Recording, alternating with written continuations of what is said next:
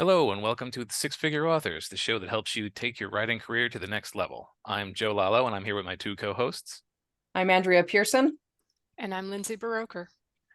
And today, by special request of some folks in my Patreon, we're going to be discussing a bit of the craft side of the book business. It was a bit of a relief to me that people actually want to know more about the writing part of writing, because it is both the part I enjoy most about the whole book biz, but also it's, for the moment, the only part of the book biz that I'm actively engaged with. So today we'll be discussing what we do to keep our productivity high, even if writing time is limited, which is more of a case for me than I think some of the others at the moment. And also our techniques for taking the first draft to the final draft.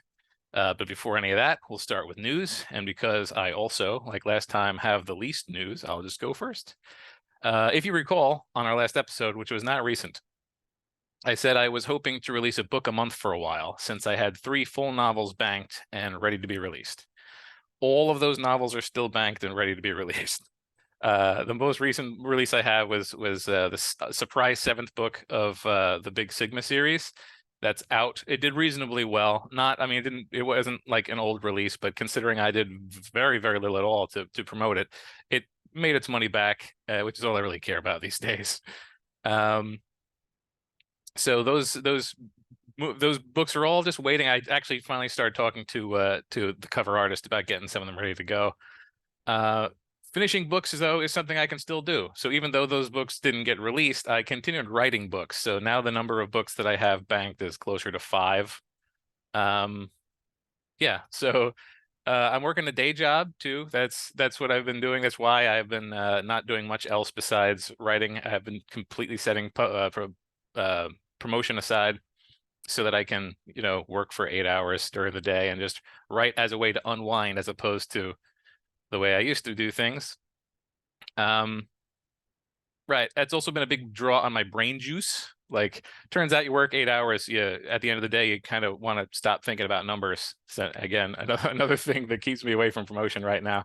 And originally I ended this block of text, my news area, with a sentence that began with "I'm hoping," but I was hoping to do those book releases. So given how well that tends to work out for me, I'm just going to say that I plan to do my darndest to do NaNoWriMo this year. Like, that is my current writing plan, is to just try to keep my NaNoWriMo streak alive, because I went and looked and I have done it 11 years in a row successfully. And some of my most successful series started as NaNoWriMo.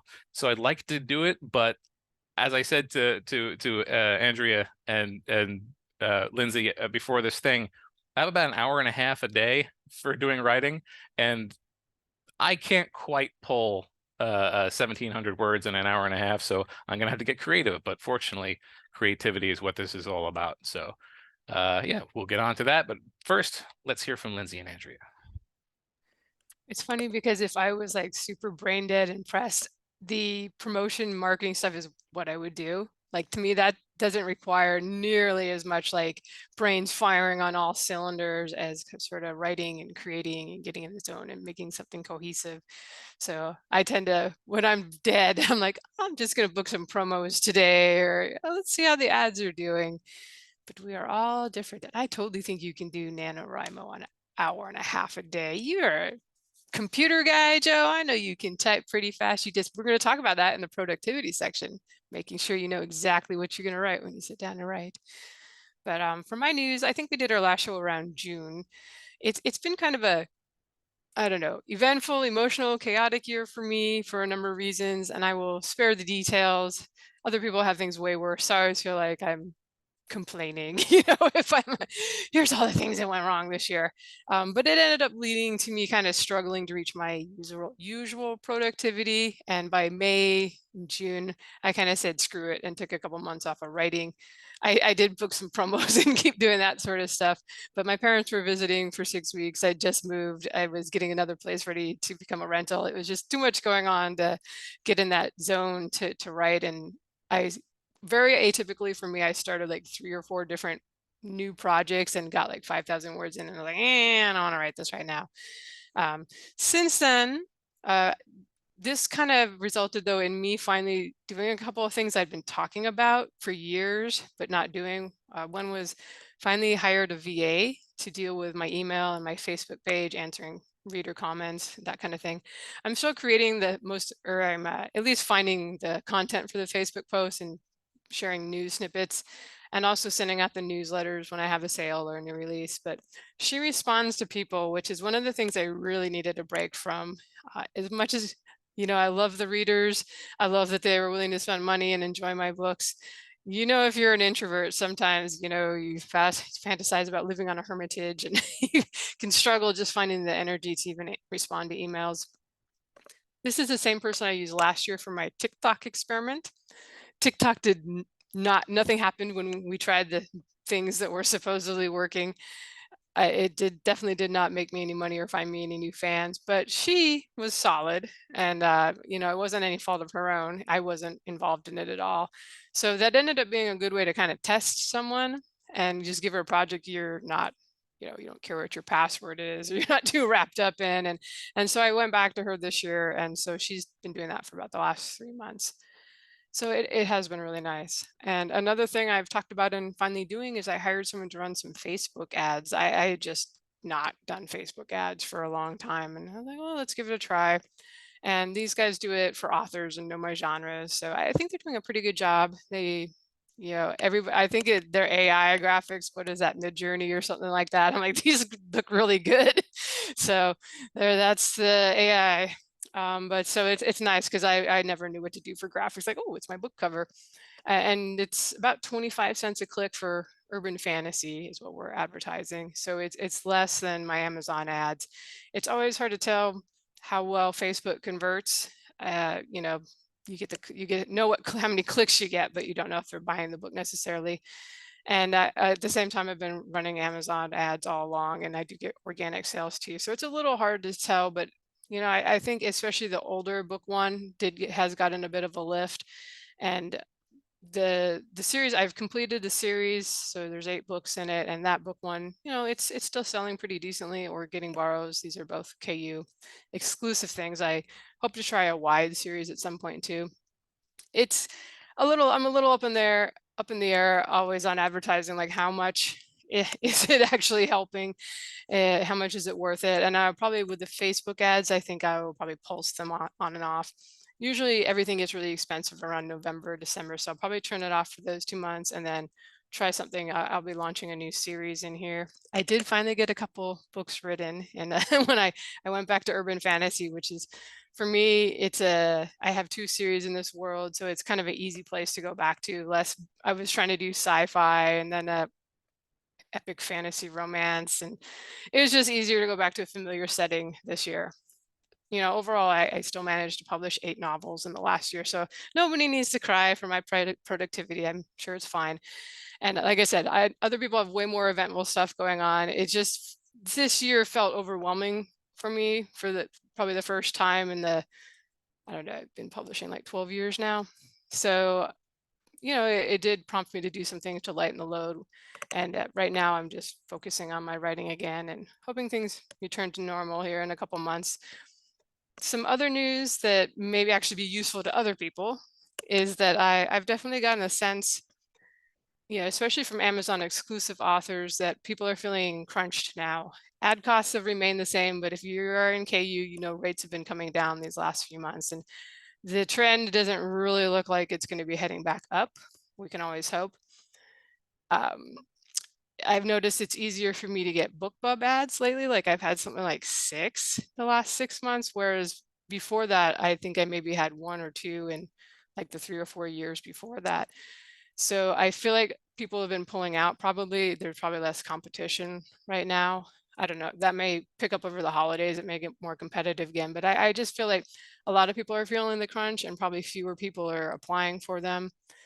I remember Joe Solari, we had on the show a year or 2 ago, back when we were doing a show every week, mentioned in one of his podcasts that a lot of the high earning authors that he works with, or that he's like, when he's gone to work with them, he's found out that they've only taken home about 10% after expenses. So like they'll have $1 million in sales, but only take home $100,000. And I'm not sure if that's after taxes or not, but if things were that tight before Amazon cut the rates, and it's been about a 10% cut, that may have pushed some people over the edge to where they're no longer profitable.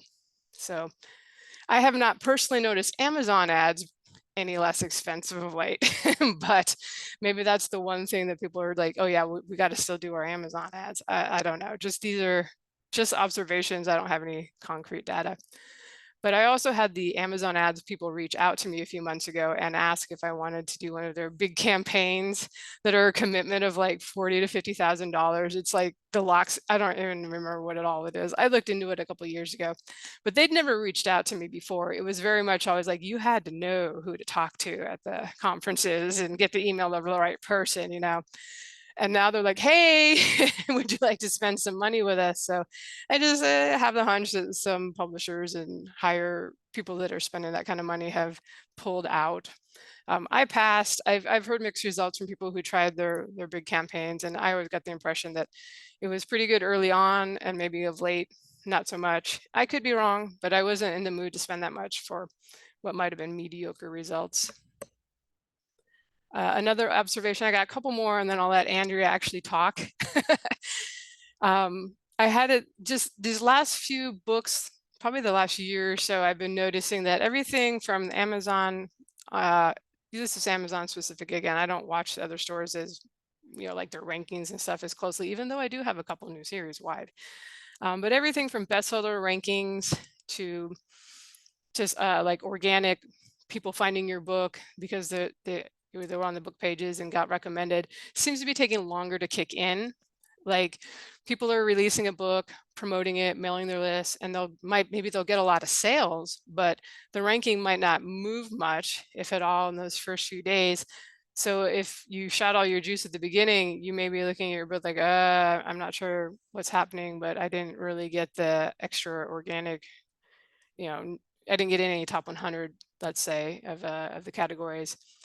So it's just something to be aware of. That I don't know if this is deliberate on Amazon's end that you now need to make sales last longer. Like we're not going to start promoting your book or, you know, really get the ads going for, unless it's having sales on its own for several weeks.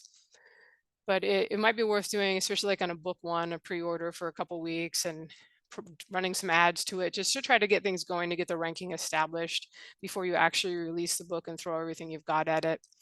I do not find that ads convert well on pre-orders, so something to be aware of. But if you can get it selling a bit and then everything's kind of already working once you hit the release date, hopefully everything you do at that point will help and be ready to roll. Just a couple last things. Like I said on the last show, I think I took a space opera series wide and an epic fantasy series wide. So I've been trying some of the in-house promos on the various sites, just kind of seeing which ones will actually work without me necessarily spending any extra money to send ads to the site. For Draft to Digital, if you're going to distribute through them, I found out you have to, there's a place you can sign up for their newsletter. I think just listen to any of their podcasts or something if you don't know where that is. I don't remember. I had to email someone, I think. But then they'll send you a news, you know, every week or so. I guess I'm like, hey, Apple's going to run a sale. Do you want to submit? You know, they're looking for this. If you have this, you can submit it. I've filled out a few of their forms yet. I'm not sure if I've been accepted to any of them. I would love to get a nice push from Apple. That's a pretty big seller and they've done well in the past for me. So I'm still waiting to see if it's possible I've gotten in them and not known, but I'll keep trying with that. I've been experimenting with Google's promos. You can just go in and book these and just like I said, doing them, just booking them without any mention on social media or anything to see again if there's any organic reach. And I would say yes for Google. Both for free downloads. Like I had like 1,000 free downloads pretty quickly after I did their, you know, I'm going to set my book one to free for 2 weeks. And then I also did one at 99 cents too. And that's done like 20 sales in a week or two. And, you know, there's nothing huge. It's not a book club for sure, but it's a free promo.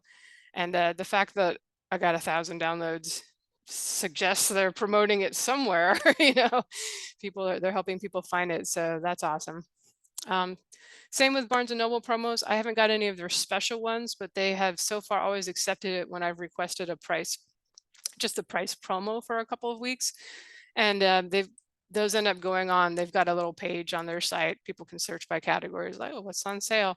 And those have sort of ranged. One on an older box set only sold like maybe a dozen copies over the couple weeks, so that one wasn't impressive. But a couple of the other newer ones moved a couple hundred copies at 99 cents, which again, not the most amazing thing in the world, but it was a free promo and they did the work. So that was worth doing. I've done Kobo promos now and then all along. They're more miss than hit for me, but you never know. So I do apply for them. I've definitely heard from people like if you get in the right one, that it can be helpful. The nice thing about these promos is that they just exist on the various sites and they don't usually don't cost anything. Whereas if you're doing pay-per-click ads, I've always found that a really expensive way, especially to move free book ones. So I'm happy to have these promos. I'm not killing it wide by any stretch of the means, but hey, selling some books. Things never completely dropped off because I do have a lot of older series wide, but it's definitely, I feel a lot of people are feeling the pressure of Amazon. Like I said, rates going down, lots of people still sticking around, not worrying about it, but I see a lot of people going wide and selling direct now too. And my voice is starting to go, so it must be the sign for me to let Andrea talk. And then I'll talk until my voice goes out, and then Joe will finish the show alone. Excellent. Joe gave a thumbs up. Okay, so I'm still wanting to get my books out of KU and wide. But as mentioned previously, in order to do that, I need new covers on a bunch of the books. And I mentioned that last time. That's only one of the reasons why I haven't gone wide yet. It's just there's just a lot that it goes into, and my brain's not there right now. But I had a bunch of people and cover designers reach out, and thank you guys. I appreciate it. But it's going to be a while before I get to that project. I can only focus on one big thing at a time. And for now, that's my consulting business, which I'll give an update on that in a bit. In book news, I was invited to participate in an anthology with some pretty awesome horror writers, and it was put together by a publisher. I didn't realize this, but you had to submit to it, and I didn't have to submit. They reached out to me and were like, hey, we want one of your stories. And so I was like, well, that's kind of cool, right? I mean, it's been a while since something like that happened because I haven't been in the author world for a while. But anyway, so they reached out to me. I gave them a couple stories. They're in that anthology. It released last month, and it's through a publisher, so I don't know how well it's doing so far. And they are a traditional publisher in that they don't tell us how well it's doing. I'm like, I'd like to run a promotion, but I don't know if it's going to do anything. And then I can't test it out and then run another promotion, because anyway, yeah, that's why I'm not with a publisher for all my books. But anyway, so they have told me that one of my stories, my redneck anthology, is the most popular in my redneck short story novella is the most popular in the anthology so far. And it kind of tickles me pink because the story has a little bit of incest and a little bit of redneck horror and a little bit of it's funny. It's got a great twist ending. You find, okay, I'm not gonna spoil it, but it's really funny and it's very great redneck stuff. Anyway, so they've invited me to participate in their next anthology, and stories are due at the end of this month. I've got mine outlined, and I'm going to be writing it in the next week or so. We're heading up to Washington, not to visit Lindsay. We're going to the boring part of Washington that is dry and has no trees, nothing to look at, nothing to do. But that's where my in-laws live, and so we'll go up there, and no one's going to sleep the whole time, and I'm just going to die of boredom. And so I'm bringing projects to work on while we're up there. Yes, Lindsay, that's exactly where we're going. I'm not going to say it, but she guessed right away. I'm sure other people will be able to guess too. It's such a boring place. No offense to anybody who lives there or any famous stories that take place there. Anyway, so Nolan will get caught up on sleep, and I'm going to get caught up on projects while the kids play with toys that we don't have here and a yard that we don't have here. Let's see. Yeah, so I'm gonna write that story while we're up there. I'm also going to be putting together some workshops and presentations that I'll be doing that I'm partnering with my local city to do. Okay, so my current goal, and Joe, that is so freaking amazing. 11 years of NaNoWriMo. I've done NaNoWriMo once. I mean, I write the books in that amount of time, but it's never been during NaNoWriMo. And I'm hoping, really hoping, this is my current goal, is to finish the Midnight Chronicles during NaNoWriMo, because I still get emails every few weeks, every couple of weeks, to finish it. Like, people are like, can you please finish this? I just finished it. I'm like, gosh, okay.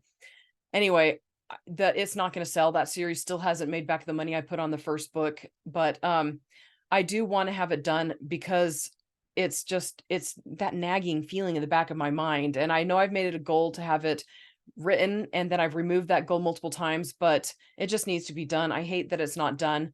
I know it's not going to make me any money, and even the readers who are asking for it probably won't buy it, because that's my little pessimistic side coming out, which is like not a huge side of me, but having it finished will help, and it'd just be nice to have it gone. But one of the reasons why I haven't finished it yet is because I dictated the whole entire thing several years ago, and then that dictated version got lost. And so I'm going to have to rewrite all of it, which is probably a good thing, because I've changed the ending enough where it's not going to be 2 more books. It's going to be 1 more book, because if it's not selling, why would I write 2 more books, right? I'm just going to finish it in 1 book. But also my dictated stories are different enough for my written voice where I have to make a bunch of edits. And so it's actually faster for me to type than it is for me to dictate. But it's still a punch in the gut to have to recreate everything. Where consulting and coaching, et cetera, is concerned, I know it's only been a few months, but I am no longer offering financial coaching. I started pivoting during the summer after talking to a whole bunch of other coaches and discovering in the network that I'm in, where I got my certification from. I just discovered that it's not my passion. But I now include it in a package of several services that I offer to small business owners. Most of my clients are local companies, and I found so much joy, guys. I just have so much passion in helping small business owners and helping them basically get their company off the ground. One of my clients, just as a little yay thingy, one of my clients does like monthly events where he goes and sells his merchandise, and it's a really well-known company back east. I'm not going to say what it is, but he took my marketing advice and suggested approaches, and he went from making about 600 per event to making 16,000 at his last event. So I was pretty pleased with that. I'm like, you know what? I worked with authors and I gave them really great advice, and they would apply my advice, and some of them would go really big and some of them wouldn't. Books are finicky, guys. Like, they really are. They're finicky sometimes. Anyway, so I've been teaming up with our local city to offer workshops. I still absolutely love marketing. It's still one of my biggest passions.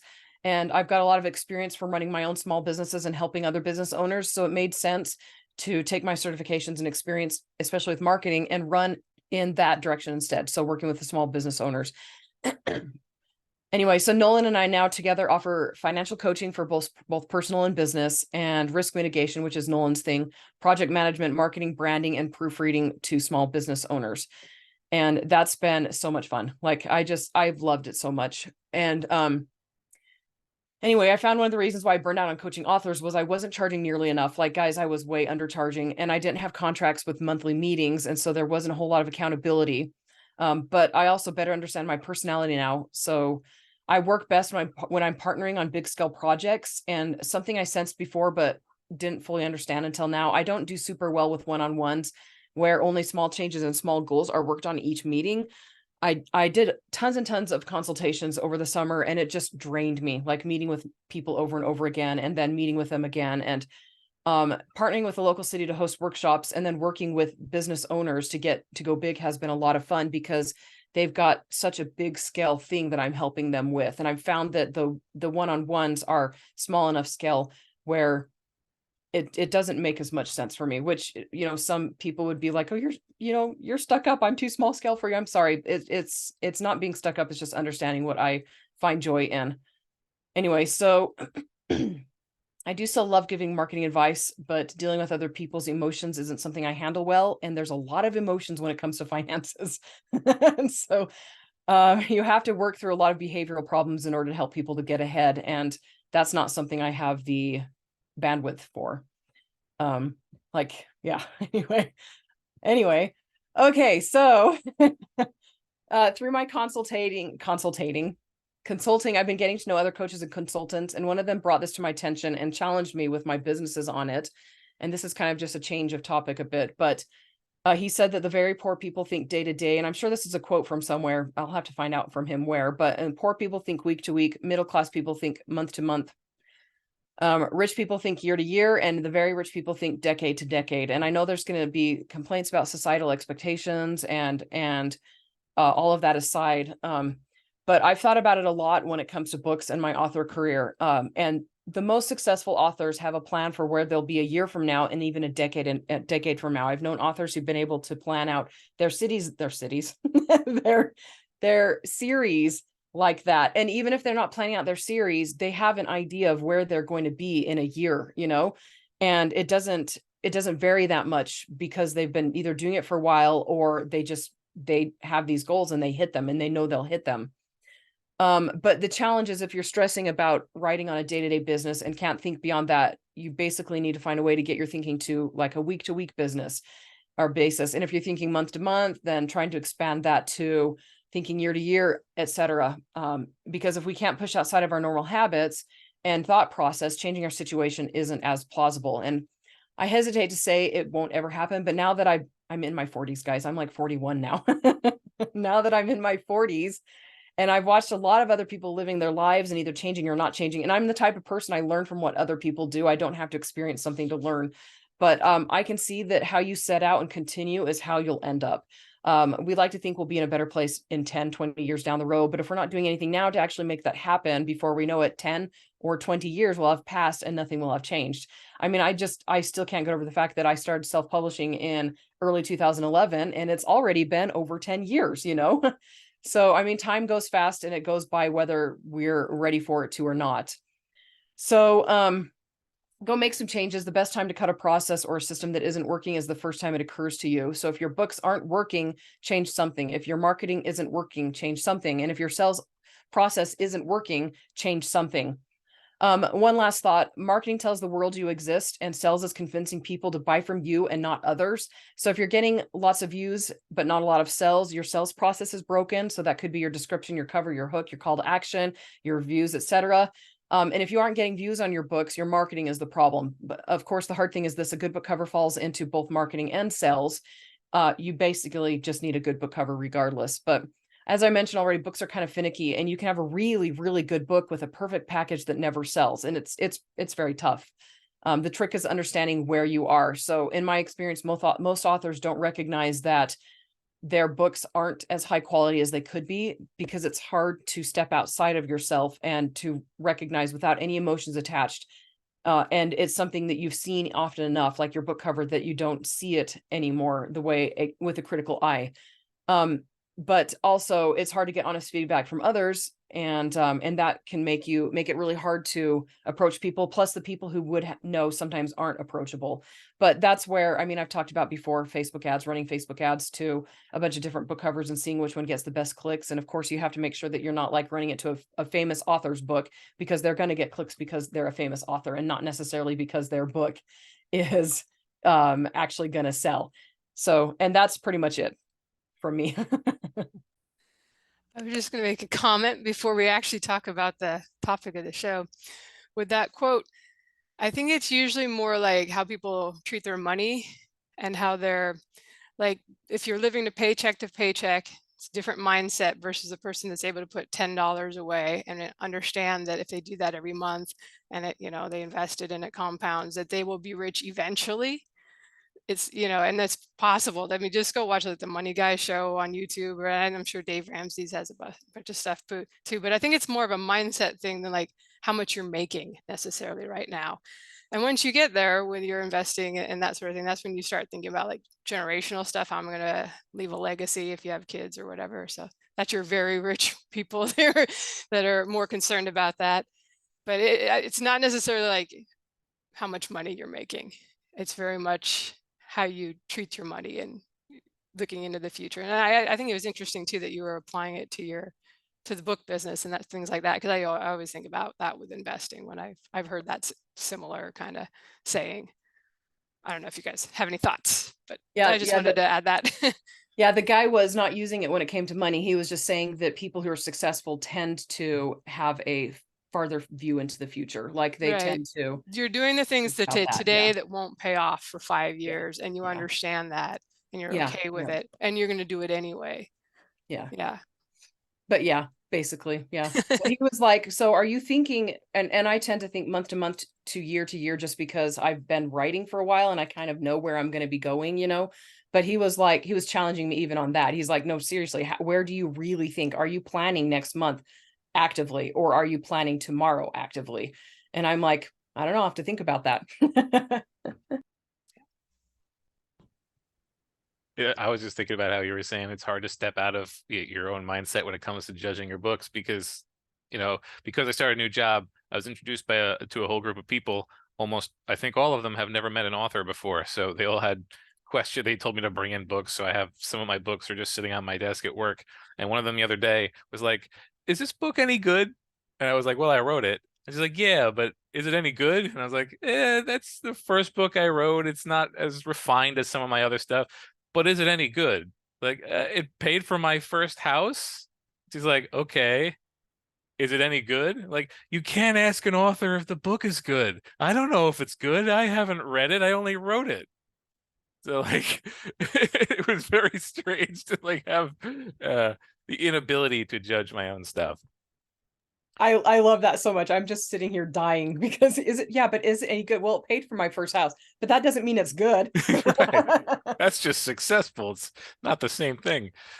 I definitely have books I will point for people towards because I'm like, that series wasn't as good, or I think this one's pretty good and the fans seem to like it, and book one's free. So if you hate it, I'm very thankful all the time that I don't have to mark it in person. Big kudos to Yeah, those who can actually do that, but I can't not sell me. my stuff. All right. So, let's get on to the topic, shall we? And the topic, if you'll recall, is productivity, getting things done, either actually writing the book or moving it from the first draft to the final draft. And we're going to be starting on the productivity part. So there's a couple of things that I've been focusing a lot on productivity lately because of my time being a little bit more constrained. And I want to start with portable writing. The key to squeezing every drop of writing into a day that's been reserved for other activities is having a way to write at a moment's notice. Naturally, the standard way to do this is to have like a laptop or a Chromebook or whatever and pop it open whenever you have a chance. And I mean, I'm specifically now talking about like stealing time in the day that is not writing time. Obviously, just set aside an hour a day and do your writing in that hour. That works too. But you can get a surprising amount of additional words into a day when you realize that you have 5 minutes between when you finish lunch and start work again, or while you're waiting for the bus or whatever. So portable writing, very important. I like the laptop thing. I have a laptop. I can't even, I don't even know if it'll start because I stopped using it a long time ago. When I work portably, I like to work even more portably than that. And there are a few ways I've found that work better than the laptop for me. They take up less space. They're easier on, easier off. And also because before I was a full-time writer, I was also working at a computer all day and then writing at a computer all day. Now that I'm back on the workforce, I'm sitting at a computer all day and then writing at a computer all day. So I've found value in sort of cutting a line between writing at a computer and working at a computer. So I've been finding ways that don't involve computers to do my writing. And the first one is make your phone into a writing machine. Now, I've been doing this for a very long time. This is what I usually do at conventions. If you recall, several times we did shows in the past about conventions that we went to. And frequently I'm the guy who had like 25 pages of notes. And that's because I took all of those notes on my phone as a writing machine. I couple a Bluetooth keyboard with my phone, and I have a little stand for my phone. Although I've usually worked out a way that I put the phone in front of the keyboard and then look straight down at it. Not a good idea for your neck, by the way. If you get a decent Bluetooth keyboard or even a mediocre one, you can get a pretty good writing session done with nothing but your phone. Google Docs is really very capable on Android, and it's free. If you have a Gmail account, you have Google Docs. And then just throw on the Bluetooth and start typing. I would suggest, if you're willing to sacrifice some of the portability, something approaching a full-size keyboard is nice because it doesn't force you to sort of retrain your fingers from typing at a full size to some weird travel size. Although it's amazing how quickly you adapt to that sort of thing. But because your phone is already on, there's no boot time, because the Bluetooth keyboard is literally flip a switch and you start typing on your phone. It's super rapid deployment. It's super small footprint. And so I can just pump out a couple hundred words during my lunch break or any other non-workable gap in my day. But also, I have gone back to using the venerable pad and pen. Longtime listeners will know that the Book of Deacon trilogy, the first 3 books I ever wrote, were written longhand in spiral notebooks, 11 of them, I think, or 14, something like that. And I have returned to the spiral notebook, which the blue screen effect likes to get rid of and blow out. But yeah, I really enjoy the process of writing longhand again. Especially like that's one you don't even need a moment in you don't need to like set aside even 5 minutes. You can have a pad on the side and just write a couple of lines like while you're on the phone. It's amazing. It's a one-handed writing technique, and it's like a break from hammering away at a keyboard for the day job. It also lets me use the fountain pens that I have started collecting, because why not? Why not have fountain pens and fancy ink? Writing longhand had always been a part of my process anyway. Again, longtime listeners will know that if I get stuck or if I'm outlining, I usually switch to longhand, just because I guess it uses a different part of your brain. I frequently am able to get completely unstuck almost immediately when I start writing longhand. So it turns out I stay unstuck if I keep writing longhand. So I really I find it to be, it's slower, but we're going to get on to how I deal with that later. But yeah, writing longhand is not bad at all. And also, it turns out after writing for many, many years as a lefty, I was told you couldn't use fountain pens when you're lefty because you'll smear like crazy. But apparently, over the course of the whatever 30 years since I learned to write, more than that, I'm old. I learned to write the correct way, so I don't smear anymore. So good for me. But let's move on now to one of the things that goes part and parcel with a longhand writing is finding ways to quickly convert the pen and ink into a document file, because it's not automatically digital. So naturally, you can just transcribe, just type what you wrote, and it's still faster. Like I find that when I'm typing something that it's already been written, I can usually type it about twice as fast as I can when I'm making it up on the spot. So a writing session where I'm just transcribing, I will get double the words in that same hour and a half or so when I'm just writing it. And the words that end up on the page are going to be better because it's sort of a little mini draft. Like you catch errors and you change wording. So that's nice too. You end up with something a little bit cleaner. So that's good.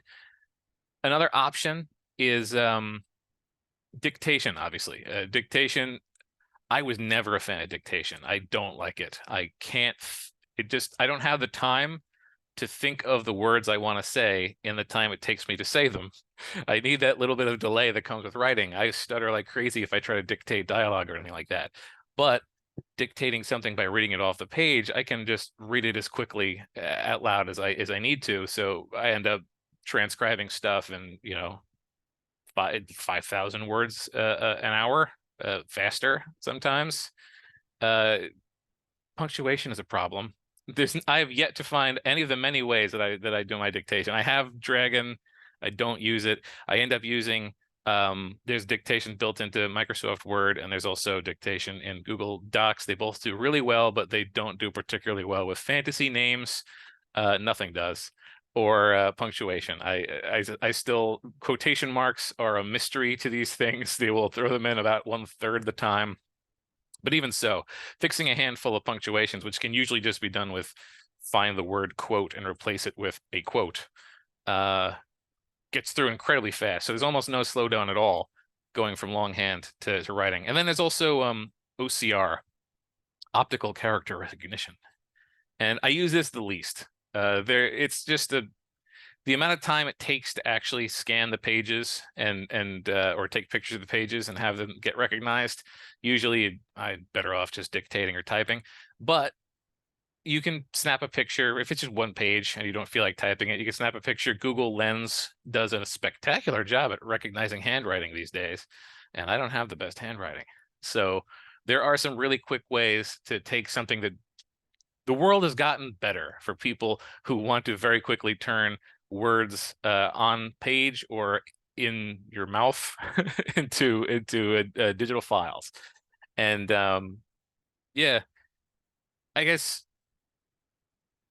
what's funny one last thing before I hand this off. If you are going to be doing the optical character recognition, your phone camera roll will start to look hilarious, because you know how your phone will like remind you, hey, remember this day? Like 3 months later, like, oh, you took 45 pictures. That must have been a party or something. Like, nope, that was chapter 2. So remember to clear those up sometimes, but otherwise it still works reasonably well. Yeah, I've definitely known people. One of the ladies that I was with a workshop with, and we all kind of published and did that stuff at the same time. She was a full-time chemist. I mean, she probably still is. I haven't talked to her for a while, and had kids. So she was always at basketball games and things in the evening, and she always had her notepad with her. And she could do like 3 or 4 novels a year. It was crazy. She was just always writing every time in the car, waiting for somebody, and every time she got a chance. So for people where if it's a will, if you want it badly enough, you'll find the time and you will get those novels written.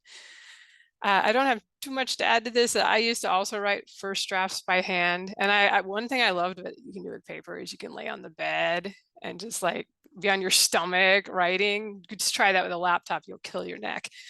And I did find that very creative, and I liked doing it. And when I went to transcribe it to the computer, this was 20 years ago almost, so I did it by hand. And yeah, it's your first editing pass because you're sort of correcting things and fixing it as you go along. I probably after like 4 or 5 novels, I stopped doing that and just started writing the first drafts on the computer because it was faster. I didn't have to transcribe anything then. And I think by that point too, I got in the point where I didn't need to do as many passes to finish a book. Like I started outlining in there somewhere. And so the first drafts usually these days are, it's not like a whole major rewrite coming with the second draft. So I don't do that now, but I do still plot on my phone, and I just use the notes app because it's frustrating as heck and it keeps me from trying to write the whole novel on there. I just put in enough, like to what turns into the outline, or I'm plotting out some scenes, like what am I going to have them say? Like if you're thinking of something clever, I'll put in a line of dialogue or something like that, and I'll refer to that the next day. That's my one real tip for this section. Like when we were hinting at the beginning, like if you want to do NaNoWriMo and you don't have very much time, you need to know what you're going to write before you sit down to write. Even if you're a pantser, you might want to take some time, whether it's the night before, or if you do a walk in the morning, take a long shower, whatever it takes. You've got that place probably where you just start thinking and things happen. Just kind of figure out the next couple of scenes so that when you do sit down to write, what happens. The words are going to flow out of you, hopefully. And the only thing holding you back is your typing speed. So if you can figure that out like every day before, it might only be, if you're doing NaNoWriMo trying to get 1,700 words a day, maybe that's only one scene. And you just kind of think about it whenever you have that free time, and and then when you sit down to write, you're not wasting any time. As the resident, I don't know how all y'all write every day and stay sane person. Which I mean, I do like that Joe's using it as a way to relieve stress. I think that's really awesome because that you're going to where, a writer naturally goes, and it's not killing you anymore. It's, relieving stress. I think that's a really powerful thing. But my thoughts here differ a little bit just because I am a different person. I mean, we're all different people, right? So when I'm in the middle of a book, it's literally all I can think about. And like Lindsay and Joe, I'll keep my phone on hand and I write down ideas that occur to me while I'm taking care of the kids and homeschooling, etc. So I use Google Docs all the time. I have a tiny little Chromebook that it's the keyboard's not so small where I can't type uncomfortably. And I also have my notes app on my phone. And my phone is the kind that has like it's a Samsung Galaxy S23 Ultra, and I can handwrite and then it transcribes it for me into text while I'm doing it. And so that's really nice. So the text is already done automatically while I'm writing. But I don't write every day or even close to it. And I'm trying to help the author community destigmatize, because back in the day, like for the first 5 years of being a writer, everybody was always like, writers write every day. And if you're not writing every day, then you're not a real writer. And if you're not writing all the time and you're not writing books all the time, then you're not a real writer. And I'm like, that's just not true. And especially for me, like I felt so much guilt because I'm not writing every day. Why can't I write every day? What is wrong with me that I'm not writing every day?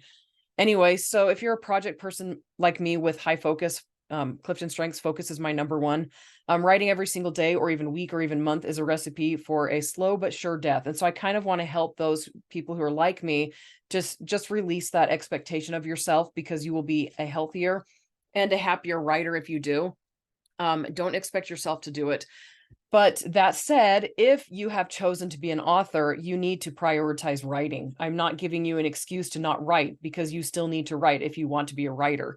And that doesn't mean every day or every week. I mean, it could be every year. It could be every like 4 times a year. You do need to prioritize it though.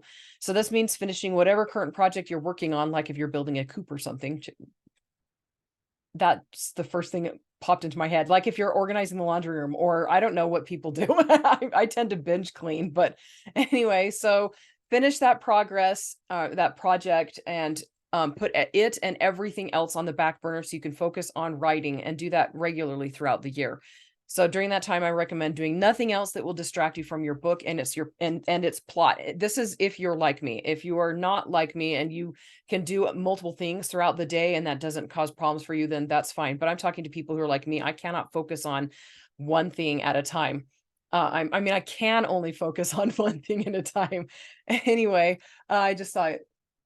Yeah, that's Lindsay. Do you want me to read your comment, or do you want to make it? I was just saying, I think we're actually the same, because I get so focused when I'm writing a project that like I can't, it's so frustrating if I have appointments and things like that. I'm like, dude, I just want to finish this book.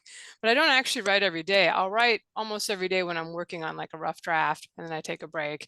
I'll come back and edit every day and then send it off. And I have to make myself take breaks between projects, and I need that. My brain needs a little time to kind of reset, figure out the next one. I think I just have less going on in my life than you do, so my resets are shorter. Okay. Yeah. Or they have been. Maybe that won't always be the case, but yeah, I have a hard time too. Like if it's a writing day, I'm just writing. It's really hard for me to answer emails and do other things when I'm doing the project. Yeah, so that's exactly how I am. Like I have people who I absolutely love, and if they drop by while I'm writing a book, I'll be like, like leave me alone. And I'm like, Nolan has to remind me. He's like, you want this relationship to continue, right? You have to prioritize. Yes, Lindsay just said, why do you hate me, in uppercase in the chat? Yes, exactly. I'm like, if you knew me, you would know now is not the time to come and visit. But Nolan's like, but you want to maintain those relationships. Like you want to keep having friends after you're done with the book, right? And I'm like, yes. Anyway, so yeah, so if you are in a writing project like mode, whatever, then don't do anything else that's going to distract you from your book and its plot. So when I'm in that phase, I don't read other books. I don't watch nearly as many movies or shows and movies. That's like my thing. But I'm eating, drinking, sleeping, consuming, brainstorming, thinking my characters, their plot, their trials, their emotions, and things like that. And it's really exhilarating, but it's very time consuming. I can't, like Lindsay said, I can't have doctor appointments in the middle of writing a book. I will cancel them and reschedule them if I'm in the middle of a writing project, just because I'm like, I can't handle that right now. And if it's like something like I go to the doctor, like, you're going to need surgery, then that book, there's no more book. That book stops existing, because I'm like, well, if I'm going to have surgery in 3 weeks, then why would I, or 2 weeks or whatever. Anyway, I don't have any surgeries planned, as an FYI, for anybody wondering. Thank heavens. Yes. Anyway, so all right. So yeah, so you put that book in your whatever, in your project, whatever, I can't even think right now, but you focus on that book, and then once it's finished, send it off to your beta readers and editors, and take that time to get caught up on your regular life. Don't start any major projects though, because when the book comes back, you need to be available and ready to focus only on it until you've got the edits applied and the launch is planned and or pulled off. And then once the book is published, give yourself permission to not think about anything else bookish again until your brain is really, truly ready. And this is where I see a lot of authors burning out, because they're like, I want to start writing the next book. And even if they're excited about it, their brain still isn't really, truly ready. Anyway, so then once you're ready, once you've taken a break and you've done other things, you don't let your house fall apart or your personal relationships deteriorate or whatever, or your laundry pile. Somebody please do my laundry for me. Then follow the steps above again. And if you're excited and ready to start the next book, then you do it and disregard what I just said. Don't take a break, but consider it anyway. Okay, I'm done, Joe. Just want to add, it's funny now because my friends, when I text them or call them, they're like, "Oh, you finished your book, huh?" Because they haven't heard from me for like 3 weeks. Like, yeah, we know you only have time for us when you're not writing. Okay, now You know, it's good to have understanding people that get you, right? you know. My closest friend who lives closest to me she doesn't remember my schedule or my personality. I'm like, I've told her multiple times, this is my writing time, please don't, or this is my homeschool time. She'll still come and be like, oh, I'm sorry, I forgot. And I'm like, I love you, but please. But all my other friends that have been friends with me for a while, they don't, yeah, they don't do that. They don't go, oh, you must be done with the project now. But that's funny. Back when I was right at the very cusp of quitting my previous job, and I was trying to really ramp up my writing. My sister-in-law, who I live with, would always know when I was deep in the process, because like dinner time would roll around and be like, Joe, dinner in 5 or whatever. I'm like, okay, cool. And if I come up in 5 minutes, I'm not in the writing process. If I come up in a question mark, I'm like, oh yeah, Joe is in the flow. So yeah, it's funny how you really lock in. I think that's one of the things that happens to the writer's mind. It's just like, oh, I'm not on the planet Earth right now. I can't, sorry, it's gonna take me a while to get back to Earth from where I am. So give me some time. But actually want to say one additional thing about that I learned from when I was talking about the dictation. Extra bonus thing you get if you dictate is that you get to find out if your dialogue flows. Like, I didn't even realize until I started doing dictation. By the way, the book that I'm writing right now, one of the main characters speaks exclusively in verse, not a quick way to write. Not You're basically writing a poem every third paragraph. It's bad idea, Joe. But I won't be doing that for NaNoWriMo. Set this aside, do something where I don't have to rhyme, and then go back to the rhyming guy. But it really lets you, when you have to dictate it, it gives you an idea of a rhythm. And also, since most of my books become audiobooks, it keeps me from putting together sentences that my narrator would want to strangle me for, which I have done on purpose in the past. I don't recommend it. You'll get angry emails. But anyhow, on to the next section, which is getting from first draft to final draft. This is actually the specific topic that I was asked to bring to you folks, because it's actually a place where a lot of authors get mired. People who are teetering on the edge of having an author career find finishing is the thing that gives them the most trouble. Quite a few people out there have worked on the same book for the better part of a decade. That happened to book 1. For me, well, book 1 to turn into books 1, 2, and 3. Just revising and revisiting the same chapters over and over again, they just never feel like the book is done. So I'm going to quickly go over the 2 methods that I've used, and maybe we'll go through an extra point or two afterward. First up, the 2-pass method. In this method, I write a whole book from beginning to end, and then I go back and read through it.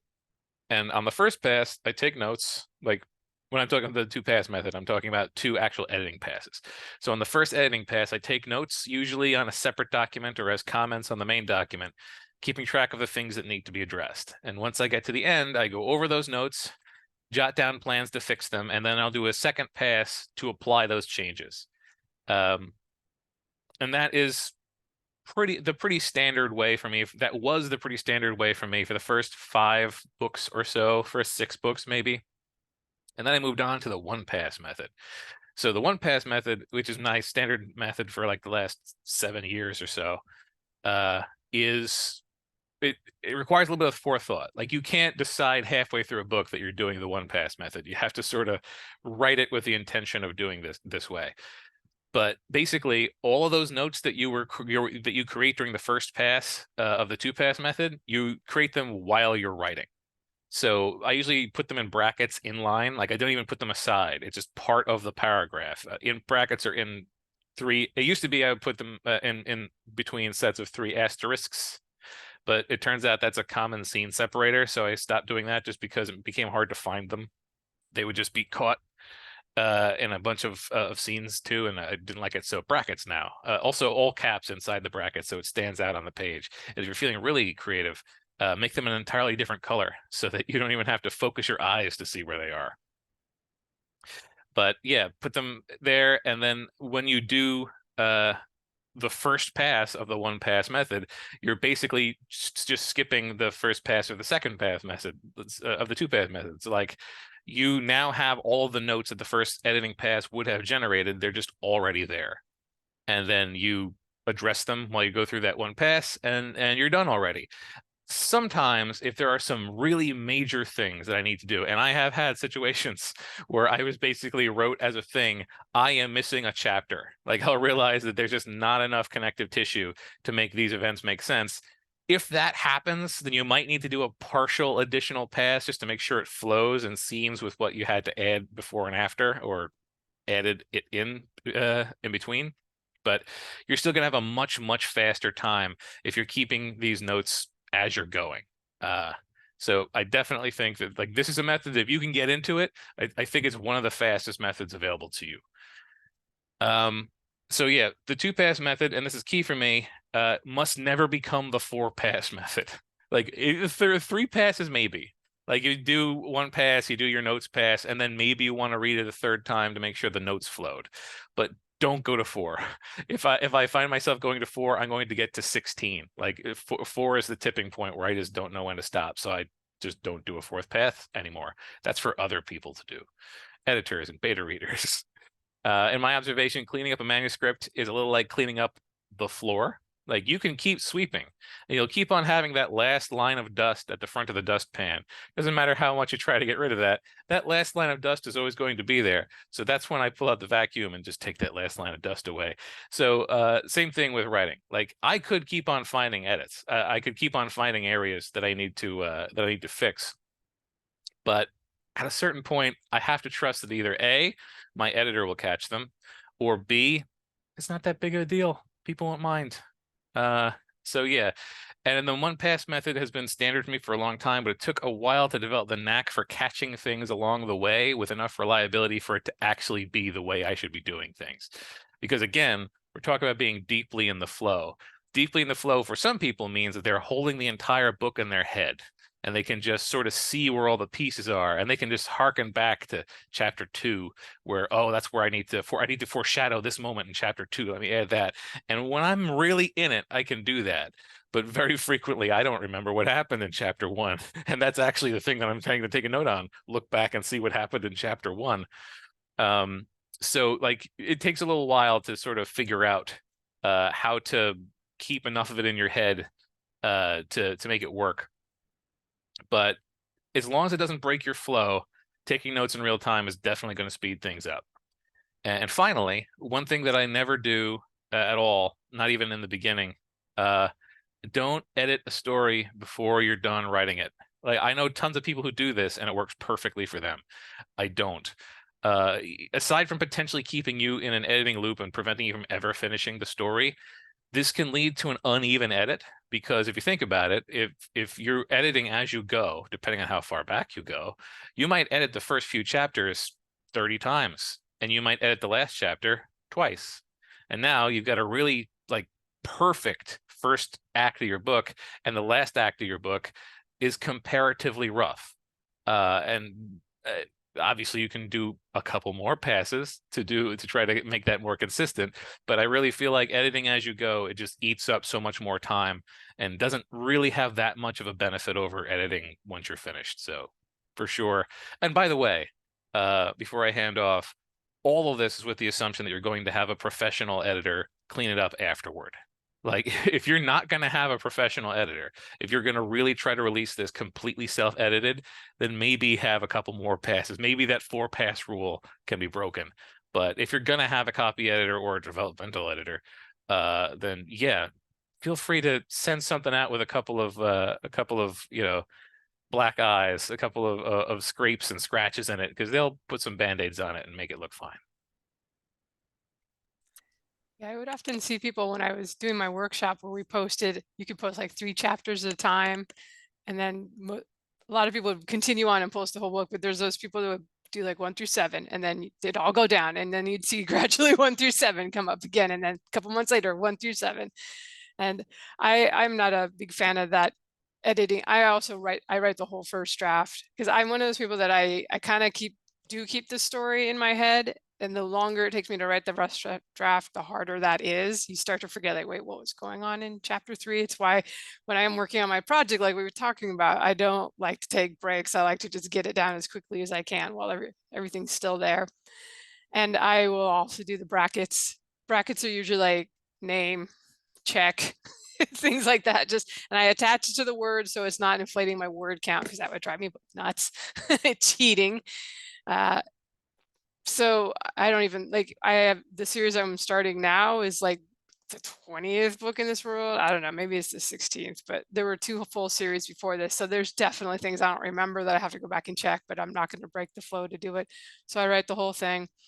Then I go back and do my editing pass. And as I'm editing, I look up things then. That's when I don't need to be like, it's all down, so I'm not worrying about getting out of the world or whatever. So, and then after the second editing pass, I send it to my beta readers. I know I'm going to do another pass to kind of clean things up more, tighten things up, but I want to make sure there aren't like glaring plot issues or, you know, before. And that's where the people that edit the first few chapters over and over again is like, you're probably going to find out later you have to rewrite them anyway. Because I don't know, I'm sure there are people out there that write the whole book and it's perfect. You know, we hate those people, but most of us, you think of your bright idea when you're like at 80%, like, oh yeah. And then you're like, I got to need to go back in chapter 3 and chapter 7 and add something in to foreshadow that or make it so that can happen. And so that's why if I think of something like that, I take some notes so I can do it in my editing pass. And then once the beta readers go over it, you know, anything they bring up that I agree with, I'll go in and fix. And then I didn't used to do a whole third pass, but once you start, if you proof your own audiobooks, things jump out to you that you didn't see on the page. You're just like, to this day, I'm like, oh my God, I used dragon in 2 sentences in a row and it drives me crazy. That's one of my weaknesses for sure. And I don't even necessarily catch them all. And my editor doesn't catch them all, even though she knows I hate them. But I don't know, but I kind of lost my train of thought there, but you know, there's definitely, this is not what you have to do. It's really a lot of the journey, honestly, is just figuring out what works for you. We're not all the same. Lots of authors swear by a method where you basically go, you know, you write as you go and you look over the previous day's writing, kind of editing before you start writing new stuff. And then when you finish, you're finished and you send it off to the editor. I can't imagine that. Especially maybe I could do it on the books where they're like 2 POVs or 1 POV and the story is relatively simple. There's no way I could do one pass with one of my 150,000 word 6, 7, 8 POVs with multiple storylines going on. It's just too complicated when you have that many balls in the air. I find, again, I'm sure there can be people, the special people who can do it that we do not like.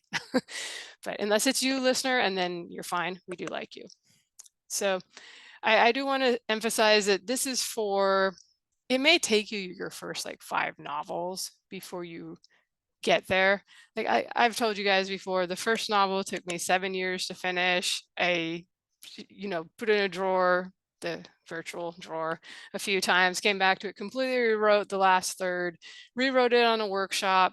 So when you're still learning, which is probably your first 5 novels at least, it's different. Like you probably do need 7, 8 passages. You're probably learning things as you're writing the story. Like you may know the story, but you're also workshopping it, or you're going to classes, or you're reading books. And every time you're like, oh, I need to do that thing. I need to go back, you know, I'm going to make my characters, they need more personality. So I'm going to go through and make sure that's there. So while you're learning, I would not necessarily worry too much, or like, oh, this is taking too long, I'm taking too many passes. Like write your first several books or series, and then you can refine your process, especially if at that point you're like, yeah, I think I do want to, you know, try to have a career as an author. You may take a while before you decide, oh, I do like this, or maybe you're like, oh, I'm done, I don't have any more books, I'm good. That was that trilogy, that's all I had in me. And I will pass it to Andrea to finish up. And Andrea is on the verge of sneezing, but maybe it won't happen. Anyway, I just want to take a moment, everyone, and appreciate the fact that Joe just used a sweeping the floor metaphor. That just tickled me pink. And he's speaking my language. He's also very bright. And I'm also impressed with the fact that he takes out the vacuum cleaner. Nolan does that, and I don't do that. I'm like, it's clean enough. Lindsay kicks the dust that doesn't come up. Anyway, yeah. Anyway, so I'm like Lindsay. Stutter, stutter, stutter. Anyway, sorry, I just saw your last comment. You sweep it under the cabinet. Stop making me laugh. Anyway, okay, so and I'm not getting on her case for that. I love it. Okay, so there are a bunch of authors that I know who do that. They edit what they've written the day before, the day of. And I've done that a few times. Basically, it depends on, like she said, depends on how complex the book is. Like if I'm writing a romance that's 50,000 words and it's really just very straightforward and kind of formulaic, it's not as big of a deal for me to do that. But generally what I usually do is I'll write the whole book in one go. It usually takes me a week or two to write it. And then I read through it once and then I send it to my editor. Right? Anyway, so sorry, do you want me to tell people that comment? No, I'm just sharing. It's the chat. It's for you guys. Now while you're talking though, you enjoy it at the end, Andrea. It's true, right? You and Nolan have so much in common.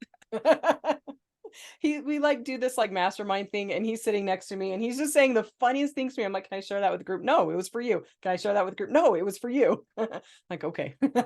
Anyway, so as Lindsay was saying, the better you get, the faster you write. And we've been doing this for a while. Like it's not like we're just starting out and we don't, yeah, like Lindsay was saying, you learn as you go, and as you work with an editor, the editor will teach you, and you'll be that first book is going to take a little bit of time.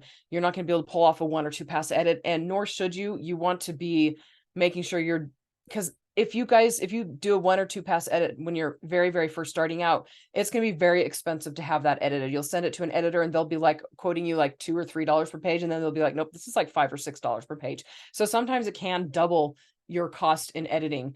And so just spend the time in the beginning, make sure that you're doing the best that you absolutely can. And then recognize that, I mean, you can't use that as an excuse not to finish the book and send it to an editor, because there are a lot of things that you're not going to be able to learn until you are working with a professional. And I mean, actual professional editor, and they will help you. So if you've written several books and if you are working with an editor, then trust that you know your stuff and stop fighting over your prose. So many authors, like, we lack confidence in what we are putting out, and it's not always a well-founded sense of confidence or lack of confidence. It's not based on something logical, it's based on something emotional. And so put away the imposter syndrome or the guilt or whatever, and just recognize you do have experience. Write your book, send it to beta readers if you need to, and then send it to your editor. And don't just nitpick over the prose for a long time, because that slows you down significantly. And you'll get to the point where you're not making it any better, and it needs those new eyes, or it will need your eyes again, but later down the road. And while you're waiting for that fresh take to come, it might as well be with somebody else.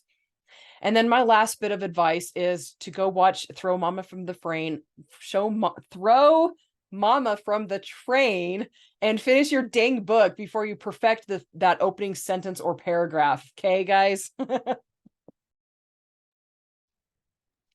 right. Okay, I for guess sure. have any final thoughts, Joe, or me? I don't know if I have final thoughts. I think that's good. I haven't seen that. I don't know what that is. It's good. Throw Mama from the Train. It's hilarious. Billy It's Crystal, Billy Crystal, Danny DeVito. good stuff. It is so funny. Kevin J. Anderson made us watch it. The night was sultry. The night was sultry. The night was sultry, dang it. Whatever she says. Yeah. It's good. It's I mean, it's basically Alfred Hitchcock redone as a comedy. Strangers on a Train. It's, I believe, the movie that it is. Yep. But yeah, it's worth watching, especially Hilarious. if you've written a book. Billy Crystal will resonate with you. Yeah. Is this from like the 80s or something? 90s or or those 90s. guys? This would be That'd be probably good late cast. 80s. All right, I'm writing it down so I don't forget It's it. got the old lady from the Goonies, the one who has the son who is disabled. She's the mama, and She's she Mama, and she is performs phenomenally. one of the most detestable human beings you will ever encounter on screen. Right. All right, for And when I'm she, done with this will be when I finish my current project. yeah. That'll be my reward. In the same way, I Yes. don't really watch movies or read other people's books while I'm in the zone focused on mine. So when you're watching it, keep in mind that the actress who plays the part of Mama had throat cancer, voice cancer while recording, and it was the most painful role she ever took on, and she actually passed away a year later. Oof. Now, why do you want me to think about that while I'm trying to enjoy a movie? That's depressing. I love trivia. I love trivia. I'm like, that's fascinating. The fact that she like gave it her all, and it is a phenomenal, outstanding performance. Like she is, Okay. like Joe said, detestable. Like Yeah. you watch it and you're like, I'm with her. I'm with Danny. I want to throw Mama from the train. But it's hilarious. It's a great show. Yep. Well recommended. And I guess with that, we'll wrap this thing up. So thanks for listening, everybody. You can find the show notes or leave a comment at or question at Six Figure Authors with the number 6. Bye-bye. See everyone later. So long, everybody.